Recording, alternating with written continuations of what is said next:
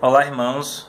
Esse é o segundo vídeo sobre o assunto do não julgueis, a irresponsabilidade do uso, do não julgueis. No primeiro vídeo eu usei alguns versículos chaves, principalmente que se encontram no capítulo 5 e 6 de 1 Coríntios, e outros versículos espalhados pela Bíblia, que dá o total direito ao crente de julgar determinada situação, não tudo, mas determinadas situações. E nesse eu quero fazer uso da lição bíblica da Assembleia 1 Coríntios.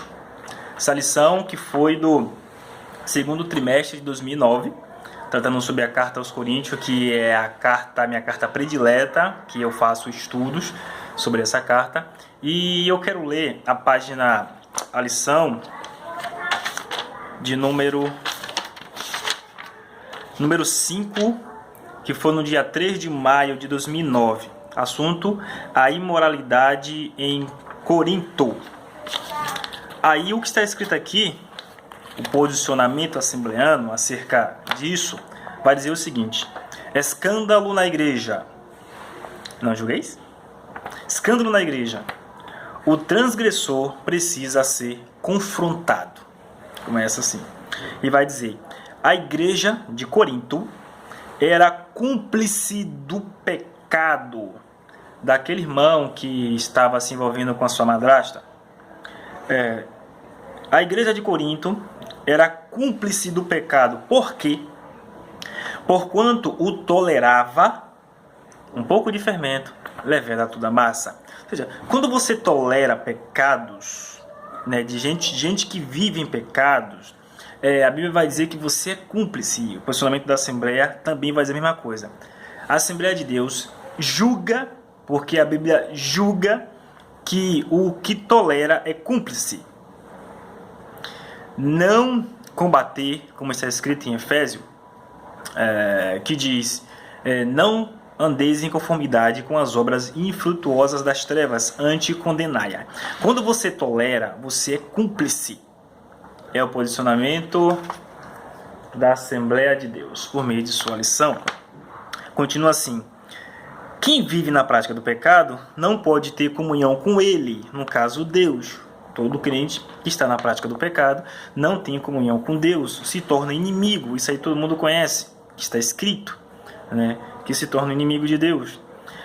Vai dizer também, para explicar bem esse assunto, porque alguns recorrem a um argumento falacioso. O argumento, na verdade, não é nem falacioso, me desculpe. O argumento está correto, mas a aplicação é falaciosa. Quando você fala que todo mundo erra, não temos que julgar, que a gente não tem esse direito, porque todo mundo erra. Esse argumento, apesar de ele estar correto, ele é falacioso. E foi isso que eu tratei num vídeo anterior, e que a gente vai ver um pouquinho aqui, e que vou continuar falando em outro vídeo, de como as pessoas gostam de utilizar de algumas verdades para fazer, para complicar, na verdade, a prática evangélica, que é a autoridade do crente julgar. Quando é que se aplica? Quando eu não posso julgar porque todo mundo erra. Quando é que isso acontece? É sempre: filho, não é não. Lê um pouco mais a Bíblia.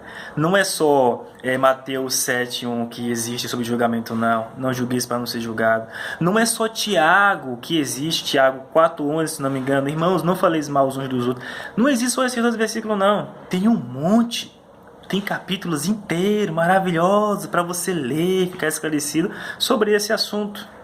Mas quanto mais ignorante você é, mais falácia você fala. A Bíblia vai dizer, no caso, desculpa, a lição vai falar sobre isso. A espiritualidade do crente não está no fato de possuir um elevado conhecimento doutrinário, correto? Positivo. Tiago, inclusive, vai dizer o seguinte: que se aí no nosso meio alguém que é sábio e entendido, mostre pelo seu bom trato, não pelo esbanjamento de palavras bonitas de grego e hebraico, mas como você se relaciona com os irmãos. O evangelho só reconhece o sábio por conta da forma como ele trata os outros, como eles andam em comunhão com a igreja, e não pelo conhecimento bonito, grande de grego e teologia que ele tem. A espiritualidade do crente não está no fato de possuir um elevado conhecimento doutrinário, ou ser portador de dons espirituais, mas no quê? Mas na resolução permanente de evitar o erro, o mal, o pecado, isto é, primar pela santidade, ou seja, na resolução de permanecer, né, a resolução permanente de evitar o erro, o mal e o pecado. Então, a grande característica do crente salvo, que a gente não pode julgar, é falhas. Porque todos nós falhamos, mas no quesito nós sempre estamos tentando evitar o mal, o pecado.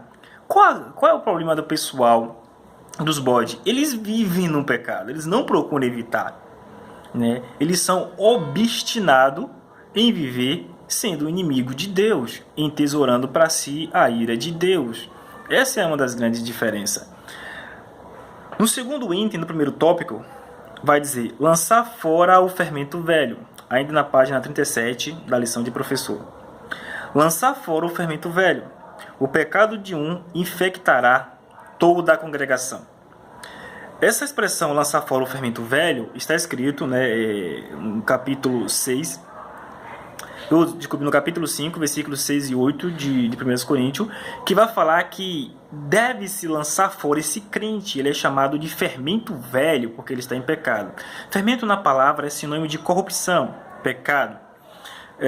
E aqui vai haver uma ordem para lançar fora esse fermento velho, esse crente. Porque vai dizer, porque um pouco de fermento leveda toda a massa. A massa aqui é a igreja, e o fermento é o crente que vive em pecado.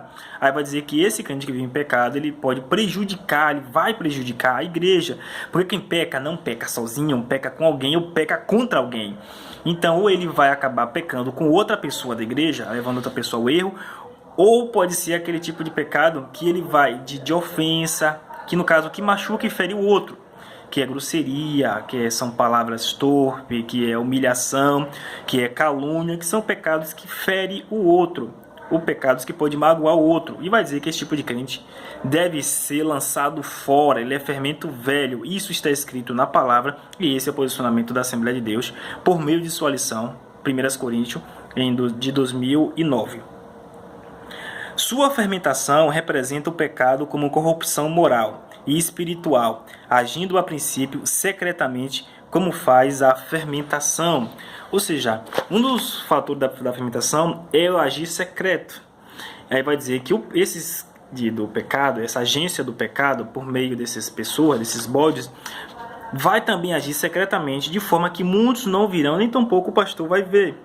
Portanto, deve-se tomar uma providência para que essa pessoa não seja sendo prejuízo para outros irmãos na comunhão da igreja. Na página 38, no tópico 12, que fala ação pastoral, disciplinar na igreja. O fermento do erro. O silêncio da igreja, nesses casos, deixa claro sua omissão, além de abrir o caminho para que o pecado se alastre. Quando você se omite, quando a igreja se omite, ela permite o pecado se alastrar. Por isso que tem que combater o pecado. Porque o silêncio, o não julguei, deixa para lá, não temos que ver nada com isso. Isso é esse imoralismo hipócrita, ingênuo, antibíblico, que não está na palavra, é prejudicial para o corpo de Cristo. O silêncio da igreja, nesses casos, deixa claro a sua omissão.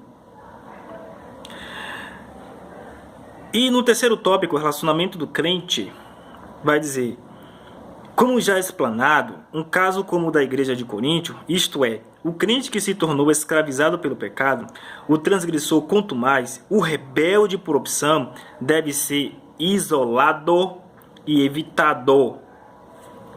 Isso se chama julgar. Quando eu isolo alguém, quando eu evito alguém, significa que eu julguei ele, de que ele não é uma pessoa de bom relacionamento. Se chama julgar. Um dos grandes problemas de crente mimizeiro, ingênuo, analfabeto bíblico, é que ele quer encontrar a palavra julgar em tudo quanto é versículo que se refere a julgar, pois não sabe correlacionar as outras palavras que dizem respeito a julgamento. Quando eu evito alguém, significa que eu julguei que ele não é uma pessoa boa para mim ter proximidade. E é o que está aqui escrito na nossa lição, que é uma explicação do capítulo 5 de Coríntios. O transgressor deve ser isolado e evitado. Foi o que eu disse no primeiro vídeo, dos vários versículos do primeiro vídeo que fala isso. Não se relacione, não se comunique, não coma, se afaste. É isso que está escrito.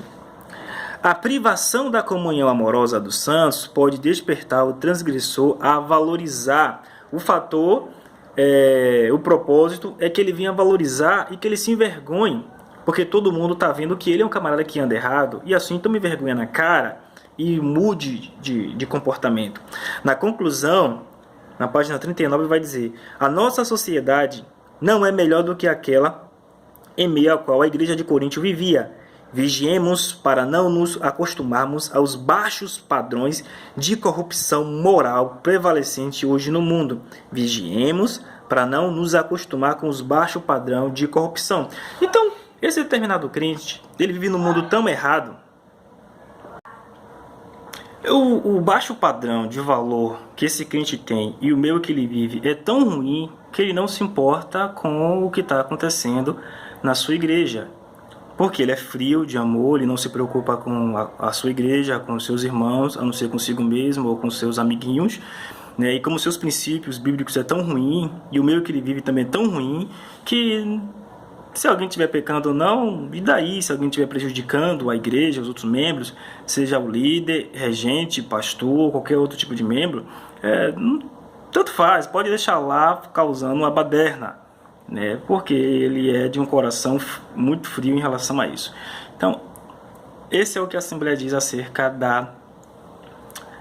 desse assunto do não julgueis, de como nós devemos reagir nesses casos. Então, que Deus abençoe a todos em nome de Jesus.